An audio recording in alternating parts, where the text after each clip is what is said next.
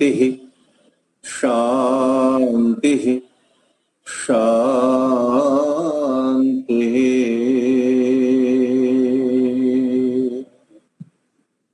सभी को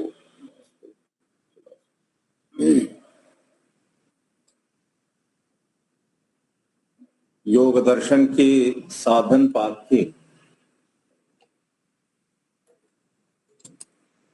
36 सूत्रों का स्वाध्याय संपन्न हो गया है। कल हमने 36वें सूत्र का अध्ययन किया था, जिसमें प्रकरण चल रहा है कि अगर आप हम सब अहिंसा, सत्य, आस्तेय, ब्रह्मचर्य और अपरिग्रह का पालन करेंगे तो लाभ क्या होगा, प्राप्ति क्या होगी। क्योंकि किसी भी व्रत का अनुष्ठान निष्फल नहीं होता है अगर वो विधि पूर्वक किया गया हो तो विधि पूर्वक किया गया व्रत अनुष्ठान सफल होता है। बोले अहिंसा का अनुष्ठान करेंगे तो क्या मिलेगा, सत्य का अनुष्ठान करेंगे तब क्या प्राप्ति होगी, आस्तेय का पालन करेंगे तो क्या प्राप्ति होगी, ब्रह्मचर्य का पालन करेंगे तो क्या प्राप्ति होगी, और अपरिग्रह का पालन करेंगे तो प्राप्ति क्या होगी। एक एक व्रत से आपको जो लाभ होंगे उन्हीं लाभों का प्रकरण चल रहा है। कल बताया गया सत्य प्रतिष्ठायाम क्रिया फलाश्रयत्वम। अगर आपने सत्य को सिद्ध कर लिया मन, वाणी और शरीर से, सत्य के आचरण को जब आप पूरी तरह सिद्ध कर लेंगे तो क्या होगा, आपके कर्म उत्तम फल वाले हो जाएंगे। ध्यान दीजिए, आप जिस अनुभूति से गुजरे हैं वो सारी अनुभूतियां आपकी और उसके आधार पर की गई क्रियाएं फल लेकर निश्चित आएंगी, 100% आएंगी। और आपके आचरण का प्रभाव अन्य प्राणियों पर भी होगा। सदाचारी सभी प्राणियों को प्रभावित करता है और स्वयं भी सफल होता है। इस बात को आपके सामने कल रखा था। कई बार इसमें भ्रांतियां हो सकती हैं कि योगी अगर सत्य सिद्ध कर ले तो जो बोले सो सफल वैसा ही हो जाता है। ऐसा नहीं है। जैसे योगी ये कहे बादल आसमान में नहीं है और योगी कहे वर्षा हो जाए, होगा नहीं। ध्यान दीजिए,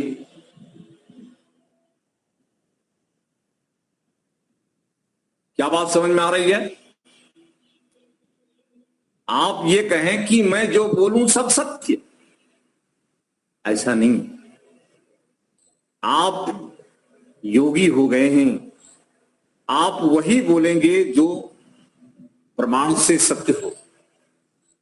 ऐसी कोई असंभवित बात आप नहीं बोलेंगे जो बोलने मात्र से सफल हो जाए। चलती हुई वायु रुक जा, रुकेगी।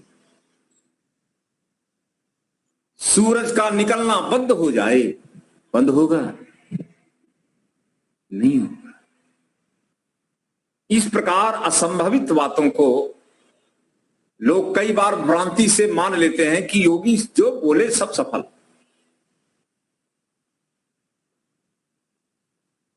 विदुर को जान दीजिए,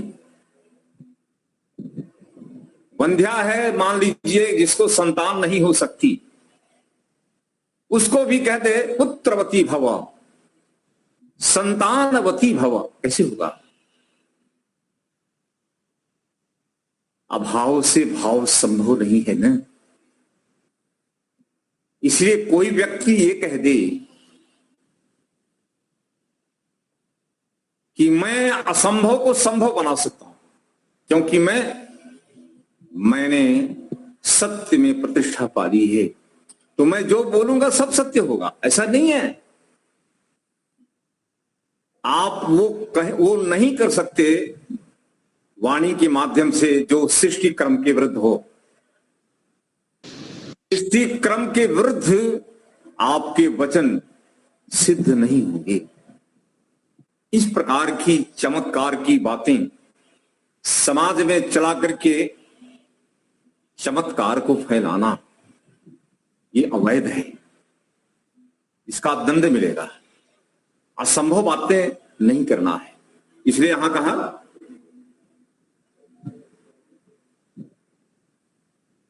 खूब भयंकर वर्षा हो रही है, बड़ा दृष्टांत अच्छा दिया है। बादल ना हो वर्षा हो जाए और बरसात हो रहे और योगी कहते कि बरसात रुक जाए। नहीं, वर्षा का होना और हो रही वर्षा का रुक जाना योगी के वचन से सिद्ध नहीं होना है। इसलिए ध्यान दीजिए, बिना कारण के कार्य होता नहीं, वचन मात्र से कह दे और सिद्ध हो ऐसा नहीं है। तो फिर क्या है? यहां पर महर्षि व्यास ने कहा, व्यासभाष्य में, धार्मिकः भूया इति भवति धार्मिकः, धार्मिकः भूया, धार्मिक हो जा तू धार्मिक हो जा, इस प्रकार वचन बोल दिया। ऐसा कहने पर कोई धार्मिक हो गया, अर्थात वो भी एक सज्जन पुरुष हो गया, दुर्जन में से सज्जन हो गया। तो क्या जो दुर्जन है वो शास्त्र नहीं पढ़ेगा, विद्वानों की संगति नहीं करेगा, उपदेश नहीं सुनेगा, समझेगा नहीं और आचरण नहीं करेगा, धार्मिक बनेगा? आपके कहने मात्र से वो धार्मिक नहीं हो जाएगा। उसको धार्मिक बनने के लिए एक निश्चित प्रक्रिया से गुजरना होता है। जा तू गणित का विद्वान हो जा, हो जाएगा? नहीं होगा। इसलिए वचन मात्र से कोई व्यक्ति हो जाए, कोई वस्तु बदल जाए, ऐसा नहीं है। जिस प्रकार से गणित का विद्वान होने के लिए सुनना है, समझना है, निर्णय करना है और उसी प्रकार से प्रैक्टिस करके आचरण में उतारना, प्रक्रिया यही है। और इस प्रक्रिया को ना अपनाए, बोलो कुछ करने की जरूरत नहीं है। गुरु जी बोले जा तू विद्वान हो जा, हो गया विद्वान, हो जाएगा? ऐसा नहीं। लेकिन जो सत्य पर प्रतिष्ठा प्राप्त कर चुके हैं, उनके पास रहकर, उनके आचरण से प्रभावित होकर वो स्वयं भी सत्यवादी हो सकता है, वो भी सत्य व्रत का आचरण कर सकता है, कुछ काल गुरु के पास रह करके प्रभावित होने के बाद अपने आचरण में परिवर्तन हो सकता है। लेकिन ये कह दे बस वचन कह दिया और हो गया, ऐसा नहीं होगा। ध्यान देना है।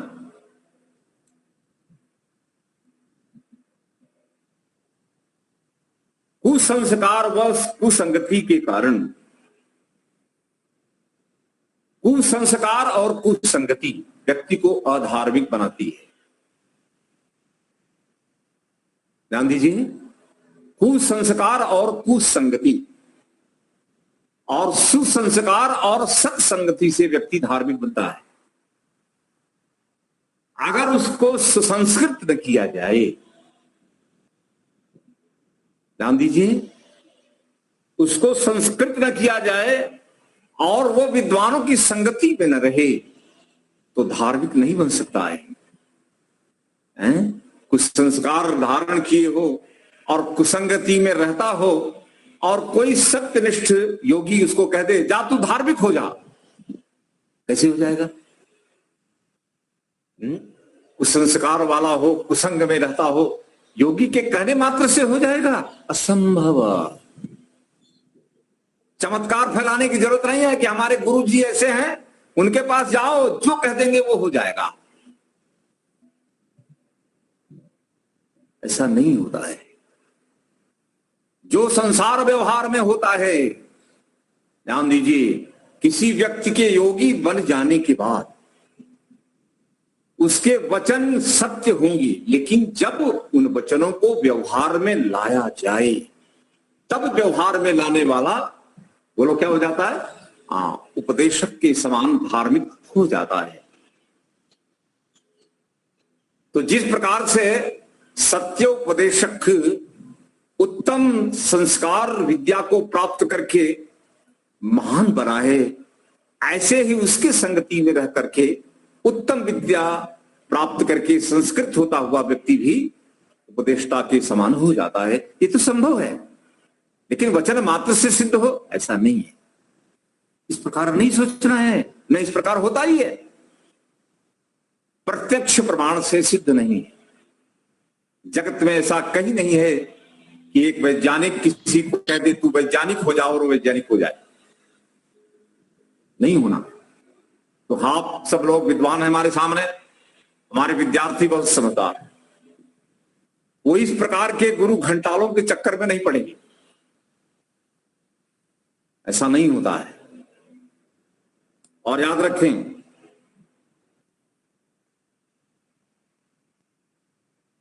वेदों के अंदर महत्वपूर्ण बात है, सुनना, वेदों के अंदर, चारों वेदों के अंदर क्या है? सत्यवादी और प्रेम से रहने का उपदेश प्रभु ने दिया। क्या दिया उपदेश? भगवान के वचन है वेद। अब भगवान के जो वचन है वो सत्य वचन है।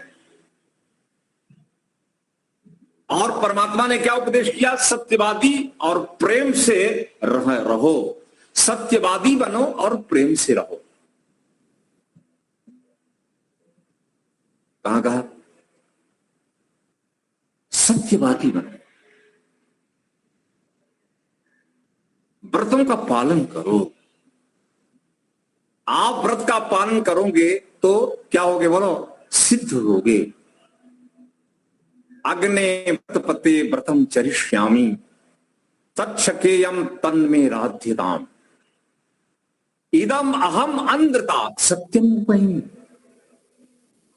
अग्ने व्रतपते व्रतम चरिष्यामि तत्सकेयम, इन व्रतों को बोलो मैं पालन कर सकूं, इसके लिए मुझे शक्ति प्रदान करो। तन में राध्यताम, वो व्रत क्या हो? मेरे सफल हो, सिद्ध हो। परमात्मा ने वेद में कहा किस क्या करना है? सत्य को सिद्ध करना है। तन में राध्यताम, राध्यताम का मतलब क्या होता है? सफल हो। व्रत हमारे जीवन में परिपक्वता को प्राप्त करे। हमने अहिंसा का व्रत लिया है तो परमात्मा की सहायता से शक्तिमान बनती हुई समर्थ बन करके हम व्रतों के अनुसार चलेंगे और क्या होगा? अहिंसा व्रत पक जाएगा।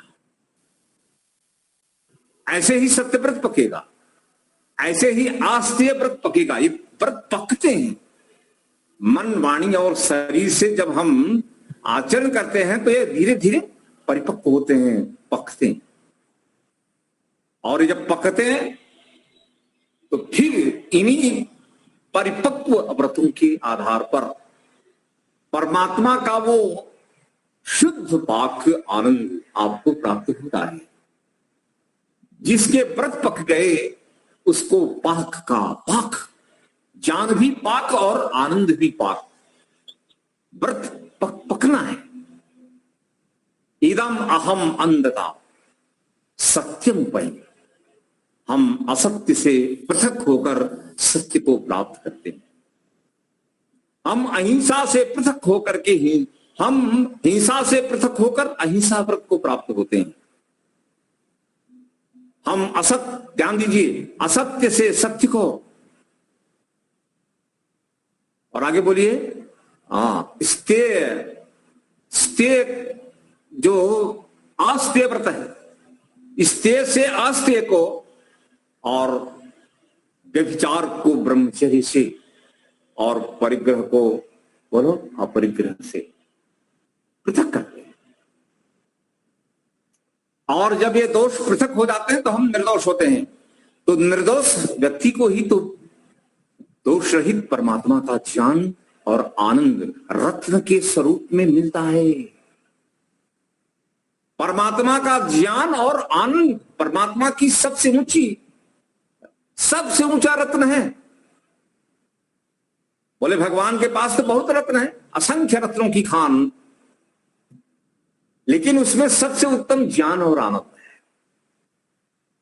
जिसने ईश्वर का ज्ञान और आनंद पाया वो सफल हो गया। ये व्रतों के फल बताए जाएं तो क्या स्पष्ट किया यहां, ध्यान दीजिए। वेदों में उपदेश क्या किया गया, सत्यवादी बनो और प्रेम से रहो।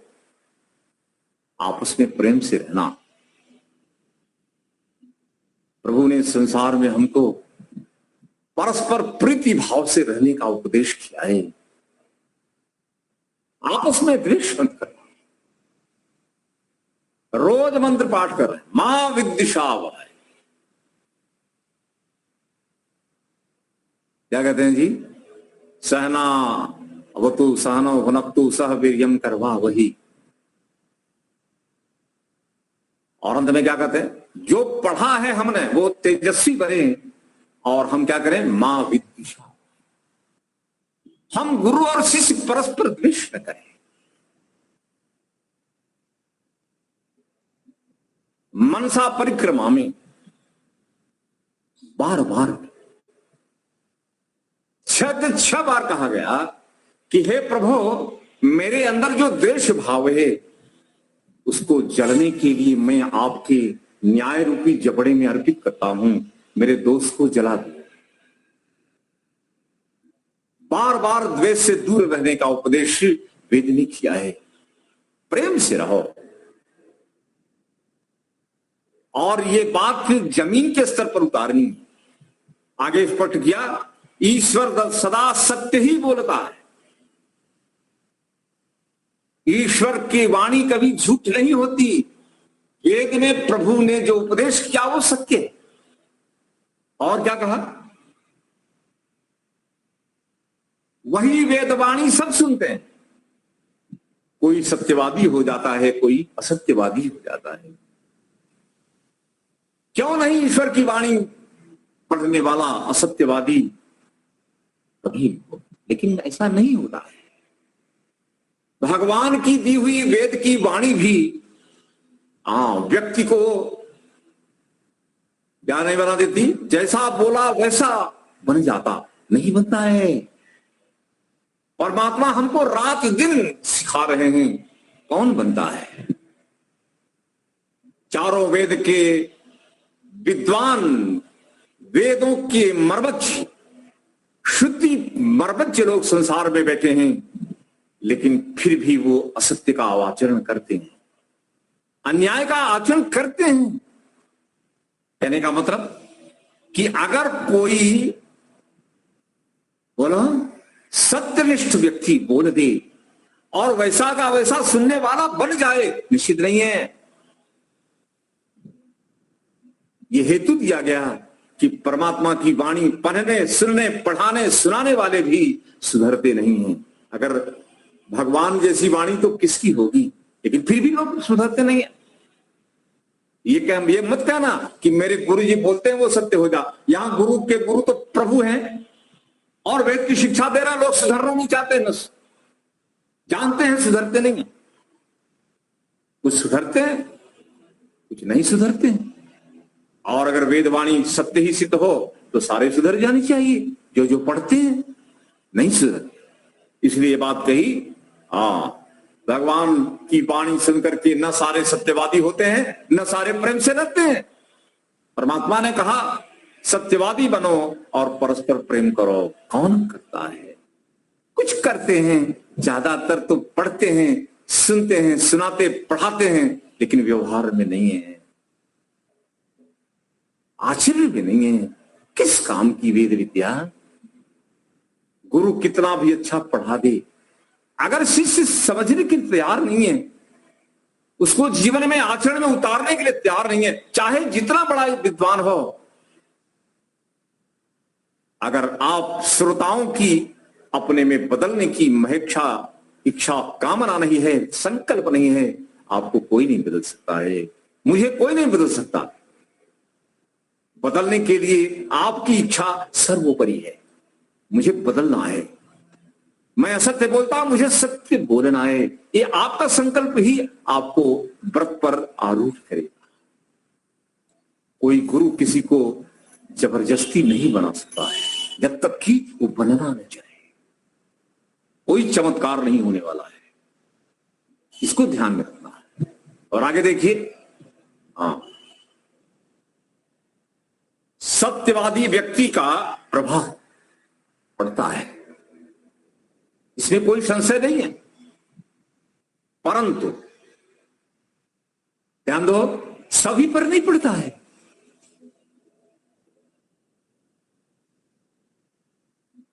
मर्यादा पुरुषोत्तम रामचंद्र जी अयोध्या में थे, उनका चरित्र का प्रभाव कुछ पर पड़ा, कुछ पर नहीं पड़ा।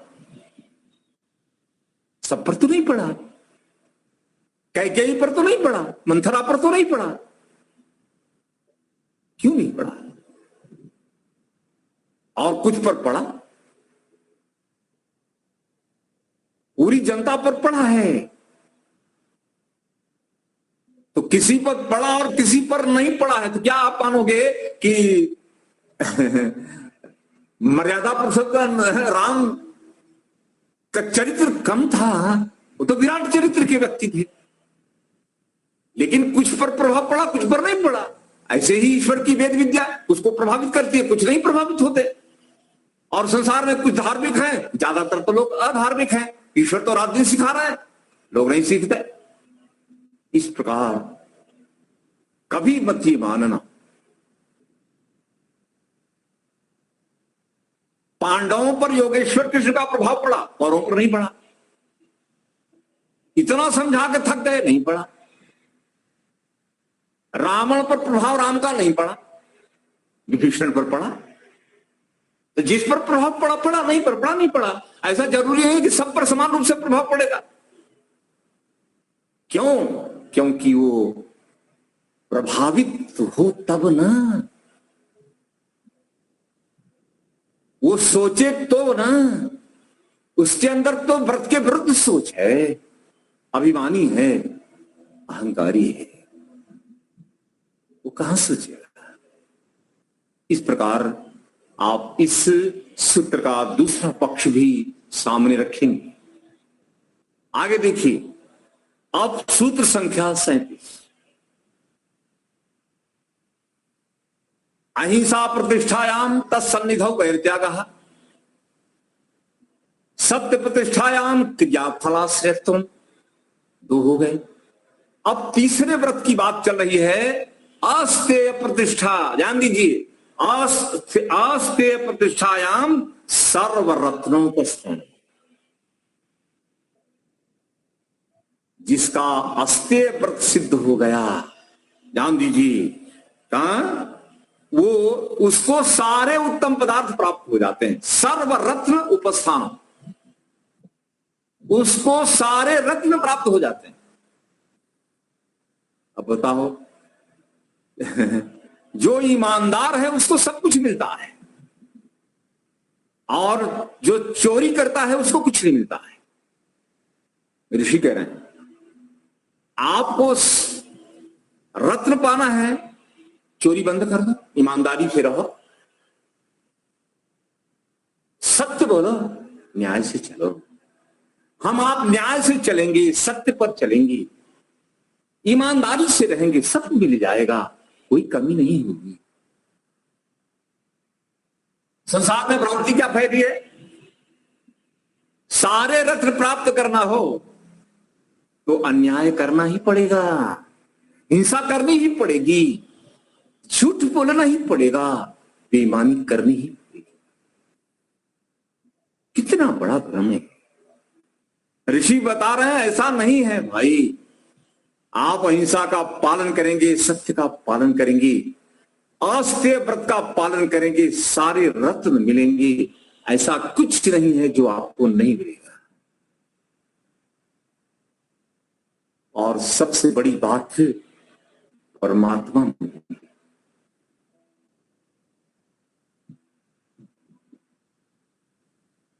ईश्वर से अच्छा कोई रत्न है?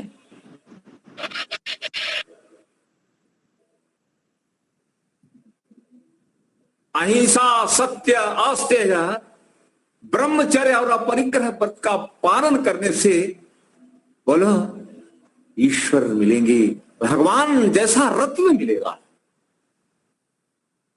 अमूल्य रत्न, जिसका मोल क्या करोगे, क्या मोल करोगे आप? अग्निमीड़े पुरोहितम यज्ञस्य देव मृत्यम होतारम रत्न धातु। परमात्मा तो रत्नों की खान है, रत्नों की खान है। और अहिंसा, सत्य, अस्तेय, ब्रह्मचर्य और अपरिग्रह का पालन करने वाला, व्रतों का व्रत को पालन करने वाला सिद्ध व्यक्ति प्रभु के रत्नों को पाने का अधिकार पाता है। और भगवान का मैंने बताया था सबसे बढ़िया रत्न क्या है? ज्ञान और आनंद। इससे बड़ा कोई रत्न होता नहीं है। इसलिए वेद यहां पर ऋषि कह रहे हैं कि आस्तेय प्रतिष्ठायाम सर्वरत्न उपस्थानम। आपको सारे रत्न मिलेंगे, संसार के मिलेंगे और ईश्वर के भी मिलेंगे। आप स्पिरिचुअल भी पाएंगे और मटेरियलिस्टिक भी पाएंगे। दोनों प्रकार के रत्न आपको सुलभ होंगे। ईश्वर की कृपा है, व्रतशाली व्यक्ति को मिलेंगे, व्रतहीन को कभी नहीं मिलेंगे, कभी नहीं मिलेंगे।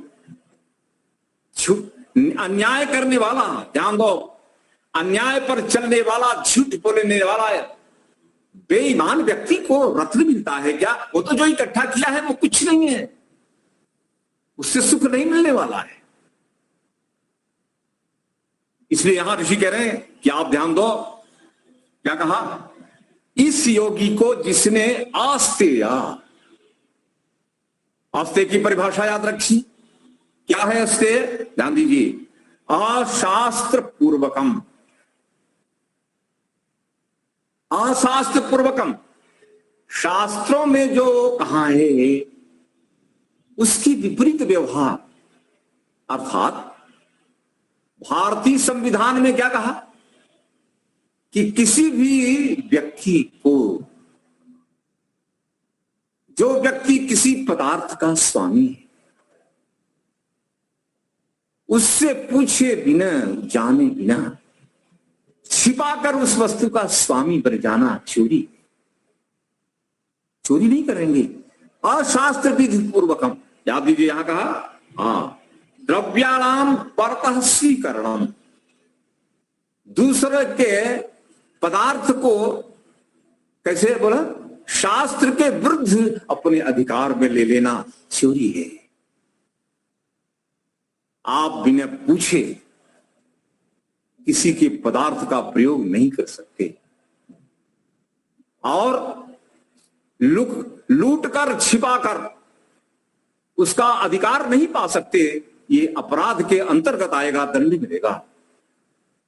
समाधि में प्रभु के मिलने की बात तो छोड़ दो, मनुष्य का जन्म भी नहीं मिलेगा। ध्यान देना। इसलिए बार बार, अब ज्यादा नहीं, आप यजुर्वेद पढ़िए, यजुर्वेद के पहले अध्याय में कह दिया, क्या कहा बोलो, ईशावास्यमिदं सर्वं यत्किंच जगत्यां जगत् तेन त्यक्तेन भुञ्जीत मा गृधः कस्य सिद्धनम्। क्या उपदेश किया प्रभु ने? तेन त्यक्तेन भुंजी था। ये सारे संसार के समस्त पदार्थों के स्वामी तो प्रभु हैं। स्वामी तो प्रभु हैं। कोई भी संपदा हो, चाहे वो आपको विद्या के रूप में प्राप्त हो, धन के रूप में प्राप्त हो, शरीर के रूप में प्राप्त हो, इंद्रियों के रूप में प्राप्त हो, ये सारा ब्रह्मांड सबका मालिक ईश्वर है। और मालिक क्या कह रहा है? बोलो, मालिकी भाव छोड़कर प्रयोग करो, भोग नहीं। मालिकी भाव छोड़ देना ही ईमानदारी है। ईमानदारी किसे कहते हैं? आपने स्वामित्व भाव छोड़ दिया और परमात्मा अपने संविधान में कह रहे प्रयोग करो, मालिक मत बनना, नहीं तो ये चोरी कही जाएगी। आप मालिक नहीं हैं, मात्र प्रयोक्ता हैं। प्रयोक्ता बने रहो, ईमानदार। मागधा, अपने पास कुछ मत लो, आपका कुछ भी नहीं है। स्वस्वामी संबंध को छोड़ो। आप इस संसार के किसी भी संपदा के, धन के मालिक नहीं हो। मालिक बने नहीं तो चोर हो गए। ध्यान दीजिए, आस्ते प्रतिभंग हो गए। और परमात्मा कह रहा बुद्धि लगाओ। ये शरीर जो आपको मिली है, इसके मालिक आप हैं। मालिक कौन है? ईशावास्यम इदम सर्वम। ईशा का मतलब बनाने वाला, ईशा का मतलब रचने वाला, इसका ठीक ठीक जीवन चले इसकी व्यवस्था करने वाला मालिक तो ईश्वर है। आप तो मात्र एक रेजिडेंट के रूप में इसमें रह रहे हैं। आप निवासी हैं जी। आप इसमें कैसे हैं? दूसरी भाषा में कहें तो किराएदार हैं। किराएदार जब मालिक बनता है तब क्या होता है? बोलो, किराएदार चोर हो गया। किराएदार की भूमिका याद रहे तो आपको क्या होगा? भगवान मिलेगा, ईश्वर का ऐश्वर्य मिलेगा। अगर आप संसार के किसी पदार्थ को अपना मानेंगे तो क्या मिलेगा? बोलो, हाँ, वो रत्न नहीं मिलेंगे जिस रत्न के लिए आप इस संसार में आए हैं। इसलिए कहा आप स्वामित्व स्वीकार मत करना, आप सेवक बन करके, ईश्वर के भक्त बन करके संसार में रहना। लोभ वृत्ति छोड़ दो, राग वृत्ति छोड़ दो, मोह वृत्ति छोड़ दो। लोभ छोड़ो, मोह छोड़ो, सब छोड़ो, वैरागी बन करके विवेक से संसार में व्यवहार करो, आपको भगवान मिलेंगे। सर्वरत्नोपस्थानम, आपको सब कुछ मिलेगा। अगर आप किसी भी चीज को अपनी नहीं मानोगे तो आपको सब कुछ मिलेगा। और आप संसार की किसी भी चीज को अपनी मानेंगे, आपको कुछ नहीं मिलेगा। दंड मिलेगा, दुख मिलेगा। दंड और दुख से बचना हो तो सेवक बनो, भक्त बनो, प्रयोक्ता बनो, प्रयोजक बनो, मालिक मत बनना। मालिकी भाव बनाना ही चोरी है। अर्थात अपने शरीर को भी आप अपनी मानेंगे तो भी ये चोरी है, ईमानदारी नहीं है, क्योंकि इसके मालिक ईश्वर है। ये बात कही जा रही है। और इसको मालिक मानना बंद कर दिया, मालिक मिल गए। आप स्वामित्व मिटा बैठे तो क्या बन गए? स्वामी जी बन गए। स्वामित्व मिटाया, स्वामी बन गए, अर्थात परमात्मा के ऐश्वर्यों का बोलो प्राप्त करने का अधिकार मिल गया। ज्ञान और आनंद जैसे ईश्वरीय रत्न आपको इस ईमानदारी पूर्वक किए गए व्यवहार के बदले अवार्ड मिला। अवार्ड दिया ईश्वर ने, अपना ज्ञान और अपना आनंद पुरस्कृत किया है। ईश्वर ने अपने को आपको पुरस्कृत कर दिया। आजा, मेरा स्वरूप तेरे सामने खुला खजाना है। खोल दिया ईश्वर ने, खोल दिया सारा आनंद ज्ञान, भरो मस्त रहो। वेद के एक एक मंत्र में कितना बड़ा गांभीर्य भरा है, कितनी बड़ी गंभीरता है। आप इसको समझेंगे, ध्यान दीजिए। जो व्यक्ति, ध्यान दीजिए, चोरी नहीं करता वो ईमानदार, ध्यान दीजिए, जो ईमानदार होता है चोरी नहीं करता वो परिशुद्ध होता है। बेसिक प्रिंसिपल है। ईमानदारी से मिलेगी तो जिएंगे, नहीं तो मर जाएंगे। बेईमानी का नहीं खाएंगे। मुझे ईश्वर चाहिए, मुझे ईश्वर का ऐश्वर्य चाहिए। I need divine prosperity of supreme spirit in terms of God, that is divine. Divine prosperity चाहिए, मेटेरियलिस्टिक नहीं। हमको दिव्य रत्न का खजाना चाहिए। इस शरीर को पालने के लिए मैं चोरी नहीं करूंगा, बेईमानी नहीं करूंगा। मैं चोरी और बेईमानी करके मैंने शरीर को पाला, क्या पाया? शरीर भी तो चली जाएगी। पशु पक्षी कीट पतंगों की शरीरें मिलेंगी, क्या इनाम मिला? दंड मिला ना। इसलिए धर्म पर चलने वाले व्यक्ति क्या सोचते हैं? एक समय खाएंगे, सूखी रोटी खाएंगे, नहीं मिलेगी तो भूखों सो जाएंगे, लेकिन चोरी करके ये जीवन नहीं चलाएंगे। चोरी का जीवन इसका कोई मूल्य नहीं, कोई मूल्य नहीं। और जिन लोगों ने चोरी करके संसार में अपने जीवन को चलाया, उसके अतिरिक्त जितने भी प्राणी हैं देख लो आप।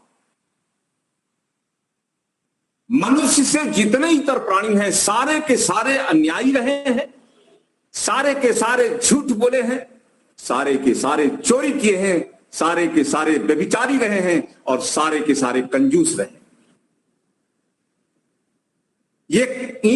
ये व्रतों से गिरे हैं, इनकी दशा है ये। आप सोचो तो, हमें आपको सोचना पड़ेगा कि अन्याय करने वाला, झूठ बोलने वाला, चोरी व्यभिचार दुराचार करने वाला कंजूस व्यक्ति की दशा मनुष्य से इतर प्राणियों में होती है। क्या मुझे उस कक्षा में, उस अवस्था में जाना है? नहीं जाना है ना। व्रत पर रहो, परिश्रम से पसीने की कमाई को खाना है, अपनी बुद्धि पर विश्वास करके जीना है, अपने सामर्थ्य पर विश्वास करके इस जीवन को चलाना है। हमको किसी की, क्या है बोलो, मक्खन और मलाई और घी से बिल्कुल सराबोर रोटी नहीं चाहिए। हमको परिश्रम की सूखी रोटी भी अमृत जैसी लगती है। क्यों? क्योंकि मुझे अमृत सुख के लिए इस व्रत का पालन करके चलना ही होगा। ईमानदार व्यक्ति को, ध्यान दीजिए, जो प्रामाणिक व्यक्ति है, ईमानदार है, उसको तो परमात्मा अपना अमृत सुख देते हैं। इतना सुख मिलता है, चोर को क्या मिलेगा? इसलिए ध्यान दो, बेसिक प्रिंसिपल है। चोर सदा जो चोरी नहीं करता वो परिश्रम पर जीता है, पुरुषार्थी होता है। और चोर मेहनत नहीं करता है, चोर निकम्मा होता है। दूसरे के पुरुषार्थ से प्राप्त धन को छिप छिप करके अपने अधिकार में लेकर जीता है। क्या जीता है? चोर निकम्मा और बना ईमानदार पुरुषार्थी होता है।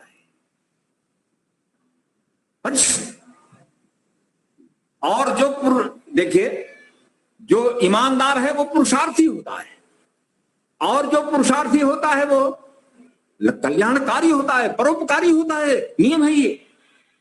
और परोपकारी परमात्मा को प्राप्त करता है। अर्थात आस्तेय व्रत का पालन करने वाला पुरुषार्थी होता है, और पुरुषार्थी को क्या होता है बोलो? पुरुषार्थी परोपकारी होता है, और परोपकारी को कौन है बोलो? करुणा निधान प्रभु का प्यार मिलता है, उसके स्वरूप के बोध का अधिकार मिलता है। ईमानदारी से चले तो क्या मिलेगा? लोग बोलते हैं ना, बहुत ज्यादा ईमानदारी पर चलते, क्या मिला?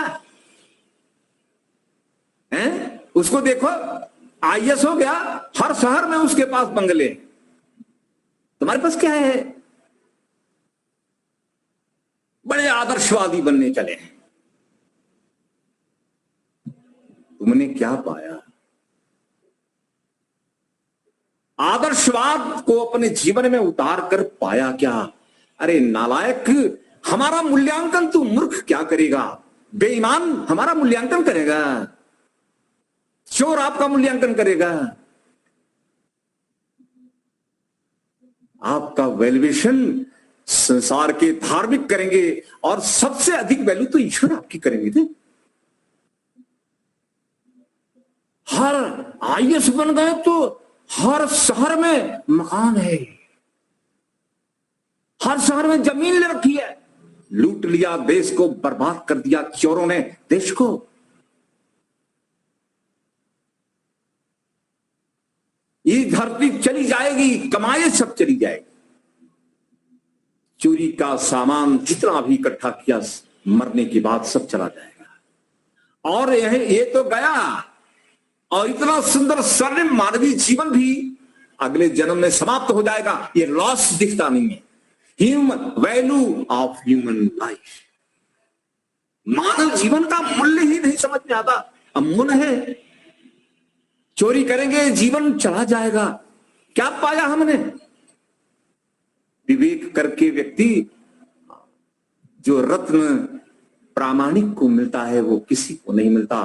दुनिया में देख लेना, ईमानदार व्यक्ति की सर्वत्र मांग होती है। कोई भी मालिक अपने यहां किसी को भी नौकर के रूप में रखेगा, चाहे वो डॉक्टर हो, इंजीनियर हो, प्रोफेसर हो, कोई भी हो। ईमानदार की रिक्वायरमेंट ही सर्वत्र है, बेईमान की नहीं है ना। ईमानदार की पूछ सर्वत्र है,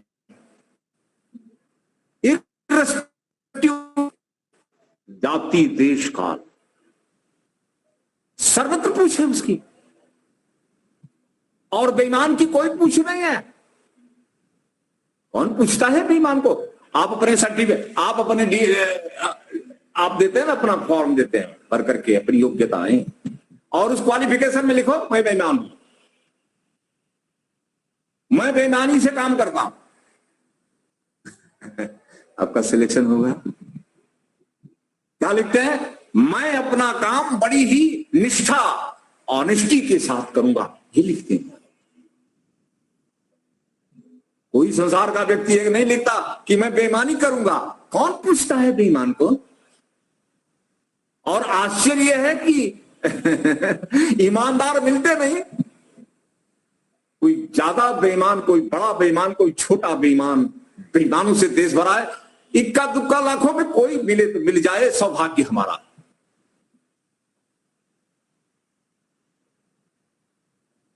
रोजड़ के आचार्य दर्शनाचार्य हमारे ज्ञानेश्वर जी, एक बार मैं उनके साथ यात्रा में था, मुझको बोलते हैं अवधेश। मैंने कहा हाँ आचार्य जी। बोले अब तक के मेरे अनुभव के आधार पर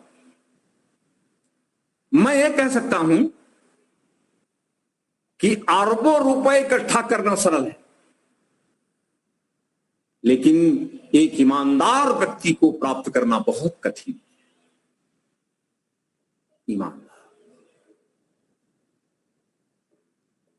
ईमानदार व्यक्ति मिलता ही नहीं है।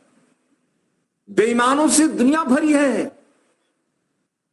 पैसा अरबों रुपया जाना आप उत्पन्न कर लो, लेकिन एक अच्छा मनुष्य मिलता नहीं, बड़े ही दुर्भाग्य का विषय है। आचार्य जी के शब्द आज भी मेरे दिमाग में गूंजते रहते हैं। एक निष्ठावान, न्याय प्रिय, बोलो ईमानदार, संयमी, सच्चरित्रवान और बोलो उदार व्यक्तित्व वाला व्यक्ति मिलता नहीं है। लाखों नहीं, अरबों खरबों रुपए इकट्ठा करना बहुत सरल है। अब बताओ किसकी कीमत ज्यादा है? आप बताओ ना, किसकी कीमत ज्यादा है? हमारी कक्षा की हालत देखो, बेईमानों, कुछ बेईमान भी है, आएंगे जाएंगे, कक्षा में भी बेईमान है। बेईमान का मतलब वो नहीं है, बेईमान का मतलब अपने संकल्प पर कटिबद्ध न रहना है। शिक्षक पढ़ाता है और विद्यार्थी मनमानी करता है, दंड मिलेगा, याद रखना। आपकी हानि हो रही है, वक्ता की हानि क्या, पढ़ाने वाले की हानि क्या है? इसमें हानि तो आपकी होगी, मेरे ऊपर उपकार नहीं कर रहे हैं, अपने लाभ के लिए आप आ रहे हैं। फिर भी भ्रांति क्या है? अरे ये तो पांडे जी बोल न दें इसलिए जाना पड़ता है। ये कोई बात होती है? कम से कम कक्षा में 15 विद्यार्थी ऐसे हैं बेईमान हैं, ईमानदारी से व्यवहार नहीं करते, अनुशासनहीन, मनमानी करते हैं। मैं तो छोड़ दूंगा, परमात्मा आपको नहीं छोड़ेंगे। ईश्वरीय न्याय व्यवस्था में आप अगर किसी कक्षा से प्रतिबद्ध हैं तो आपको कक्षा में रहना आपका धर्म है, और रही नहीं, औरों को लाना, औरों को जोड़ना ईमानदारी है ना। नहीं, कुछ नहीं करेंगे, हम सुनेंगे, सुन करके बस रह जाएंगे, आगे कुछ भी नहीं करना है। भगवान का उपदेश नहीं मानते। आगे सुनिए, तो क्या बात समझ में आई?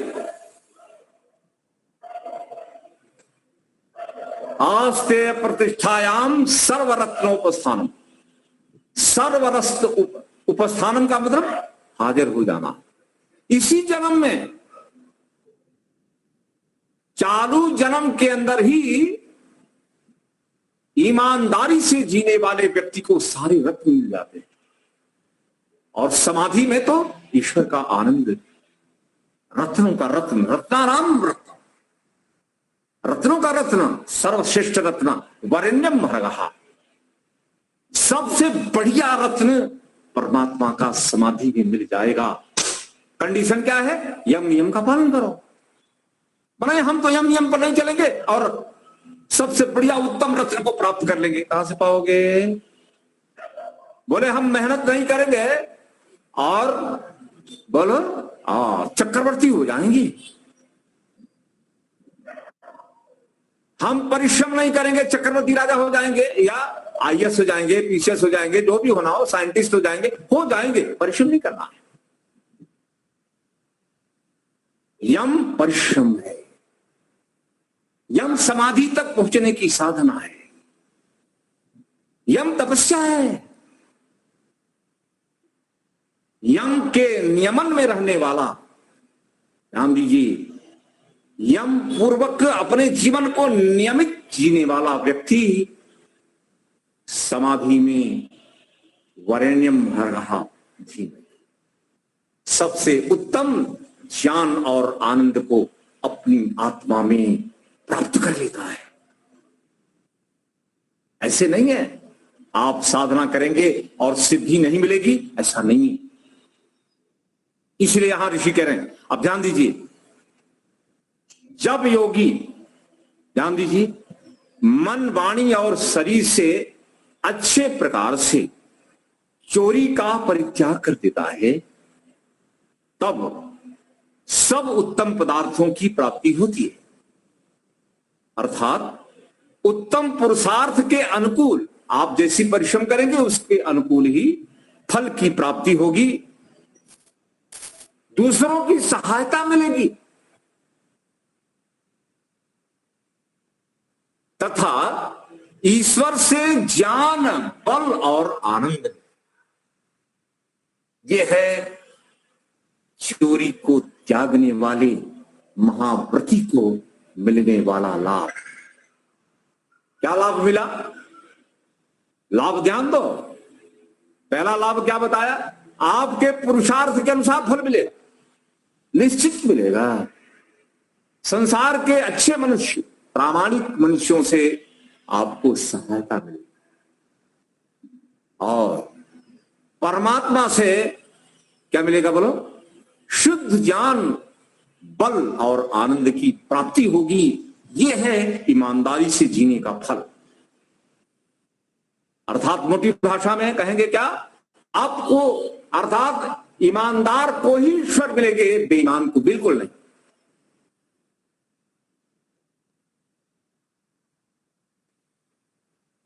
लेकिन बात समझ में नहीं आती है। आगे ऋषि क्या कर रहे हैं?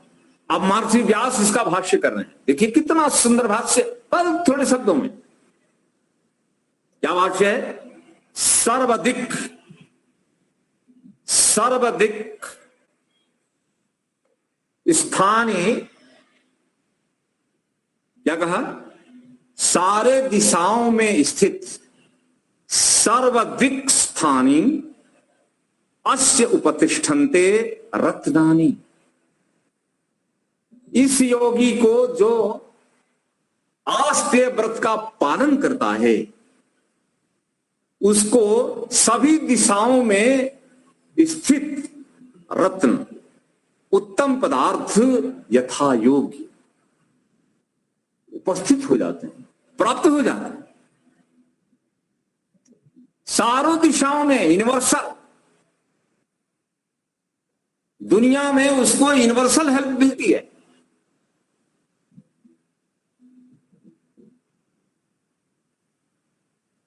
जो दूसरों के लिए जीता है उसके अपने जीवन के लिए कोई समस्या नहीं होती। जो अपने लिए जीता है उसको अपने जीवन के जीने में भी समस्या है। परोपकारी को कोई समस्या नहीं है, अपकारी को समस्या ही समस्या है। आप दूसरों के लिए जियोगे, दुनिया आप पर मर मिटेगी। आप हम सब ईमानदारी से जिए, सच्चाई से जिए, न्याय से जिए। दुनिया में असंख्य लोग ऐसे हैं जो आपके लिए जीना शुरू कर देंगे, आपके लिए जिएंगे। एक व्रतशील व्यक्ति को दुनिया में लोग चाहते हैं, दिल से चाहते हैं, प्रेम करते हैं उसको, उसके लिए अपने प्राणों का न्यौछावर भी कर देते हैं। ऐसा है ये जीवन। कैसा जीवन? पवित्र व्रत से बिल्कुल व्रतवान, व्रतयुक्त जीवन। ऐसा जीवन जीना है, पवित्र जीवन। यहां स्पष्ट क्या किया? सारे दिशाओं में जितने भी रत्न हैं, ध्यान देना, सारे रत्नों की प्राप्ति होती है, जड़ों के रूप में, चेतन के रूप में, और अंत में तो ईश्वर मिलता है। ये लाभ है।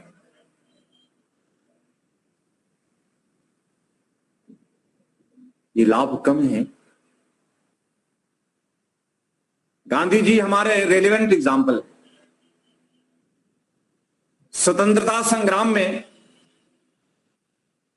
गांधी जी प्रजा के बीच गए, प्रजा ने पहचाना।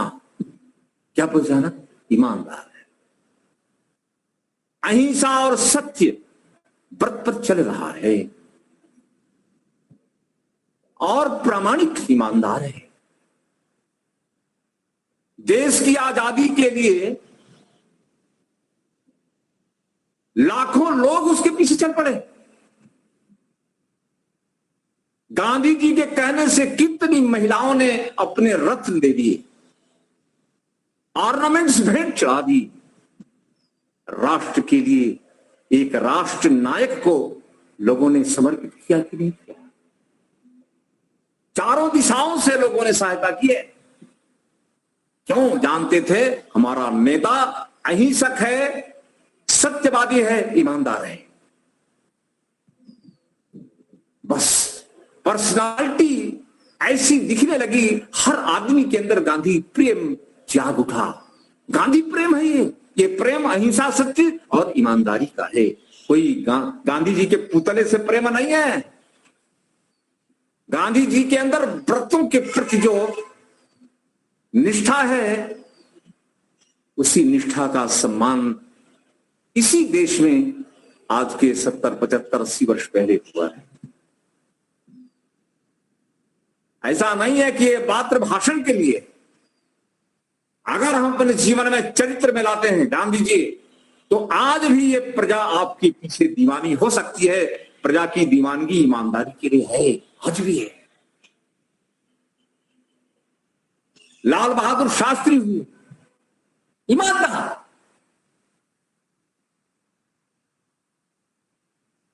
जिसके जाने के बाद कर्जा है, कर्जा, प्रधानमंत्री ऋण लेकर गया। वस्त्रों में क्या है बोलो? हाँ, कोट है तो कोट के अंदर जगह जगह क्या है? पैचेज हैं, और उस पैचेज को क्या किया गया? सिला गया है। मेरे देश के कोष से, धन से मैं अपने वस्त्रों को ईमानदार। परिणाम लाल बहादुर शास्त्री की एक आवाज भारतवर्ष के बालक से लेकर वृद्ध तक को आंदोलित कर देती थी। इतना प्रभाव न्याय का, सत्य का और ईमानदारी का सम्मान है। ये सार्वभौमिक व्रत है नहीं, ये सार्वकालिक है, सदा से रहे हैं, रहेंगे। और इन पर पालन करने वाला छोटा हो तो छोटा, बड़ा हो तो बड़ा, सम्मान तो उसको मिलना है। भगवान भी सम्मान करेंगे, समाज के प्रतिष्ठित लोग भी करेंगे, बुद्धिमान विद्वान भी करेंगे, संसार समाज भी करेगा, और तो जानो तो प्राणी मात्र उसका सम्मान करेगा। एक एक व्यक्ति को देखो, हमारे क्रांतिकारियों ने त्यागपूर्ण जीवन जिया, आज भी उनका नाम लेकर के रोंगटे खड़े होते हैं, हम रोमांचित हो जाते हैं, हृदय भाव से भर जाता है। तो ये सूत्र क्या कह रहा है कि अगर आप अस्तेय मन, वाणी, शरीर से अस्तेय व्रत को परिपक्व दशा में ले जाते हैं, तो चारों दिशाओं से, सभी दिशाओं से उपस्थित सारे रत्न आपको उपलब्ध होंगे, जिसमें जड़ों के भी, चेतन भी और परमात्मा का भी आपको रत्न मिलेगा। ध्यान दीजिए, यहां स्पष्ट किया कि लोग भी देंगे, अन्य लोग भी देंगे उत्तम पदार्थ, और साथ साथ आगे स्पष्ट किया ईश्वर की आज्ञा पालन करने से, ईश्वर की उपासना करने से ईश्वर की ओर से क्या मिलेगा? विद्या और आनंद रत्न की प्राप्ति होती है। अग्निम ईड़े, हमने उस अग्नि की स्तुति की है जिसके अंदर ज्ञान और आनंद का रत्न है। तो जहां आप लोग कहते हैं कि इतना ईमानदारी से रहे आप, क्लास 2 अधिकारी, क्लास 1 अधिकारी रहे, कहीं कुछ दिखता तो है ही नहीं है, कुछ नहीं दिखता।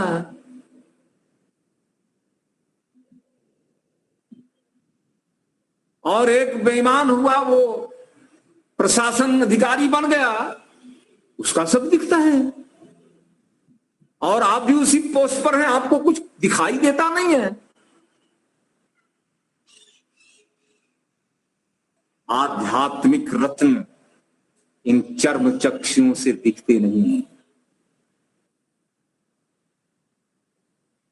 ईमानदार को जो रत्न मिलता है वो इन आंखों से दिखेगा। ईमानदार से पूछो कि कुछ को कितना सुख है, बोले मुझे दुख ही नहीं है, मैं संतुष्ट हूं, मैं तृप्त हूं, मेरी कोई इच्छा कोई कामना नहीं है, मुझे तो वो रत्न मिल गया है जो रत्न भौतिक जगत में उपलब्ध है। मैंने प्रभु जैसे रत्न को पाया, मेरा जीवन धन्य हुआ। हे भौतिकवादी चर्म चक्षु से रत्नों को देखने वाला, अभौतिक चेतन को तू क्या समझ पाएगा कि उसके अंदर कितने प्रकार के ऐश्वर्य भरे पड़े हैं। हमने तो ईश्वर का ऐश्वर्य पा लिया, हम ईमानदार रहे तो हमने वो पाया जो बेईमानी करके कभी नहीं पा सकते। हजारों नहीं लाखों सृष्टियां चली जाए तो भी नहीं पा सकते। इसलिए ईमानदारी अर्थात प्रामाणिकता, यही आपको अंतिम चरम आनंद तक ले जाएगी, समाधि तक ले जाएगी। अगर हम बेईमानी का जीवन जिएंगे तो इस जीवन को भी, जो आपका हमारा चल रहा है, ये जीवन भी आगे नहीं मिलेगा, उस जीवन से हम वंचित रह जाएंगे। इसलिए कम से कम व्रतों का पालन करेंगे तो लाभ तो होगा क्या, कि मानवीय जन्म तो मिलता रहेगा, इतना लाभ तो मिलेगा ना, अवसर मिलते रहेंगे। और व्रतों के वृत्त चाहेंगे तो अवसर ही मिलना बंद हो जाएगा। तो हम अपॉर्चुनिटी को हाथ से नहीं जाने देंगे, वर्तमान में भी और भविष्य में। मानव जीवन एक स्वर्णिम अवसर है, परमात्मा के स्वर्णिम रत्न को प्राप्त करने का सुंदर अवसर है। इस अवसर का लाभ उठाने के लिए हमको इन 5 व्रतों पर आरूढ़ रहना है। और आपको बताया जा रहा है कि इन व्रतों का आप पालन करेंगे तो ये चीजें आपको मिलती रहेंगी। आप ईमानदारी से चलेंगे तो परमात्मा का ज्ञान और आनंद मिलेगा। इतना कम है। अंतिम बात ध्यान दीजिए, ये बात आप दिमाग में रख के जाइए। सत्यार्थ प्रकाश का एक प्रकरण चला, उस प्रकरण में पूर्व पक्षी ने पूछा कि परमात्मा की भक्ति से क्या मिलेगा, शिव की भक्ति से क्या मिलेगा। ऋषि ने उत्तर दिया, पहाड़ जैसे दुखों को सहन करने की शक्ति मिलेगी। क्या बात समझ में आई? व्रतों का पालन करने से पालनकर्ता के अंदर ईश्वर की तरफ से अदम्य सहन करने के अदम्य सहन शक्ति, पहाड़ जैसे दुखों को भी बोलो सहने की अदम्य शक्ति उस आराध्य देवता ध्यान दीजिए शिव की उपासना से मिलती है। आगे ऋषि ने कहा, ये लाभ कम है क्या? शिव का मंगलकारी आनंद तो मिलना ही है, साथ साथ जीवन में आई हुई पहाड़ जैसी आपदाएं भी आपको क्या नहीं करेंगी, बोलो विचलित नहीं करेंगी। इतना टॉलरेंस ईश्वर से आएगा कि आप कांटों के बीच में भी गुलाब की तरह मुस्कुराते रहेंगे। क्या यह ईश्वर भक्ति का फल कम है क्या?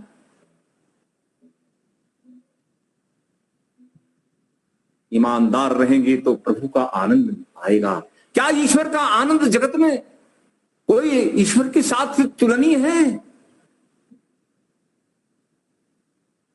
न्याय से, सत्य से, ईमानदारी से, सदाचार से और उदारता से प्रभु का ज्ञान और आनंद रत्न के रूप में मिलेगा। क्या ईश्वर के समान ज्ञान और आनंद ऐसा कोई रत्न संसार में है क्या? इसलिए कहा, सबसे बढ़िया सर्वोत्तम रत्न आपको ईश्वर मिलेंगे। ये है व्रत पालन करने वाले को मिलने वाला लाभ, आत्मलाभ, परमात्मा लाभ, अध्यात्म लाभ। इन शब्दों के साथ इस कक्षा को यहां हम विराम देंगे। शांति पाठ करें। ओम जहु शांतिरंतरिक्षं शांति